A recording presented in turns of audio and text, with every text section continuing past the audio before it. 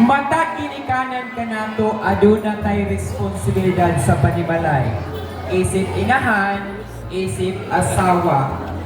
O karon, sa matag asawa o responsibilidad nato sa panimalay, aduna gyud kitay paboritong trabaho sa ato ang panimalay, which is atong kanunay nga gibalik-balik aron ang ato ang pamilya hapsay og magmalampuson og magmalipayon diha sa panimuyo inubanan sa ilang mapinanggaong bana. O karon ang next segment nato karon ipakita sa ato ang mga kandidata kung unsa gyud kanila ang ilahang permanenteng buluhaton sa panimalay. Mao ni gitawag og house chores, meaning permanente gibuhat nila sa panimalay balik-balik nga walay kahumanon. Ladies and gentlemen, a big round of applause to our 8 lovely candidates and their house chores.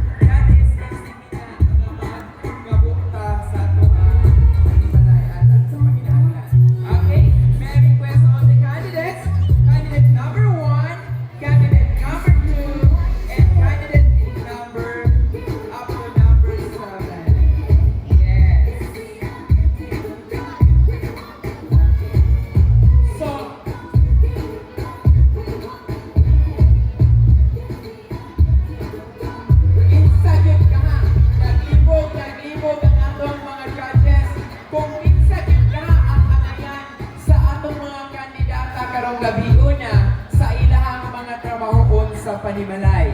No aging abab sa ilahang mga bana. Of course, pindot magyud kay ni magtinabangay ta sulod sa panimalay aron hapsay ug anaa ang kalimba.